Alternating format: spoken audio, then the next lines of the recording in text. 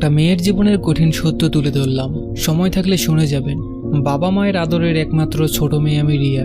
2 দিন পর আমার বিয়ে। মেহমান আসতে শুরু করেছে, বাড়িতে গম গম করছে বিয়ের কুটুমে। দাদিরা আমায় নিয়ে রসিকতা করছে, ভাবিরাও কত তামাশা করছে, আমিও হাসছি। অনেক রাত হলো, সবাই ঘুমাচ্ছে। গোটা বিয়ে বাড়িটা গভীর ঘুমে মগ্ন, কিন্তু আমার চোখে ঘুম নেই। রাত পোহালে আমার গায়ে হলো। বাবার বাড়ির অধিকার নিয়ে আর মাত্র একটা দিন আছে, এর পরের দিনই চলে যেতে হবে অন্য একটা অপরিচিত মানুষের ঘরে। তাদের আপন করে নিতে হবে, কিন্তু যারা আমার আপনজন তাদের আমি প্রতিদিন দেখতে পাবো না। এমনকি যে মা আমায় জন্ম দিল তাকেও না। আমার রক্তের সম্পর্ক, আমার আপনজন বলে অন্য কাউকে আপন করতে হবে, এটাই হয়তো নিয়তি। সবার সাথে দেখা হবে হয়তো, কিন্তু আমি তখন অন্য বাড়ির বউ। নিজের বাড়িতে আমি আসবো অতিথি হয়ে। খুব মনে পড়ছে আম্মুকে জড়িয়ে ধরে ঘুমানোর রাতগুলো, আব্বুর সাথে করা বায়নাগুলো, বোন আর বড় ভাই দুটোর সাথে দুষ্টুমি, ঝগড়া, খুনসুটির সময়গুলো। ওদের সাথে আর ঝগড়া করা হবে না। সকালে ঘুম থেকে দেরি করে উঠে বলে আম্মু আর বকবে না। আমার ভেতরটা ফেটে যাচ্ছে। আচ্ছা, আমি যে চলে যাব তাই মনে করে কি কেউ কাঁদছে? জানি হয়তো আম্মুর চোখেও ঘুম নেই। খুব ইচ্ছে করছে আম্মুকে গিয়ে বলতে, আম্মু আমি আর কয়েকটা দিন তোমায় জড়িয়ে ধরে ঘুমাতে চাই, এভাবে পর করে দিও না আমায়। কিন্তু পারছি না, তার সম্ভব না। ঘড়ির কাঁটার প্রতিটা সেকেন্ড পার হচ্ছে, আর আমার এই বাড়িতে থাকার সময়টাও ফুরিয়ে আসছে। এসব ভাবতে ভাবতে কখন যে ঘুমিয়ে পড়লাম জানি না। ভোরের আলোয় ঘুম ভাঙলো। সারা বাড়ি মুখরিত অতিথিদের কলরবে। সবার কত কাজ। আমার বান্ধবী, ভাবি সবাই আমাকে নিয়ে ব্যস্ত।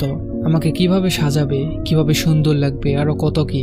আমি ওদের দিকে ব্যাধিগ্রস্ত হরিণের মতো তাকিয়ে আছি। মনে মনে ভাবছি, তোরা আমাকে সাজিয়ে গুছিয়ে এভাবে পর করে দিচ্ছিস।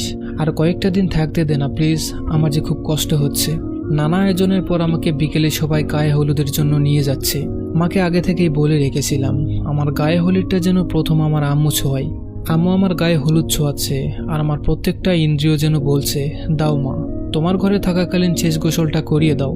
একদিন এইভাবেই জীবনের প্রথম গোসলটা তুমিই করিয়েছিলে, আজও এইভাবেই পর করে দাও। হলুদের পর্ব শেষ। সবাই আমাকে সাজিয়ে দিল। রং বেরঙের আলোয় সারা বাড়ি সেজে উঠল।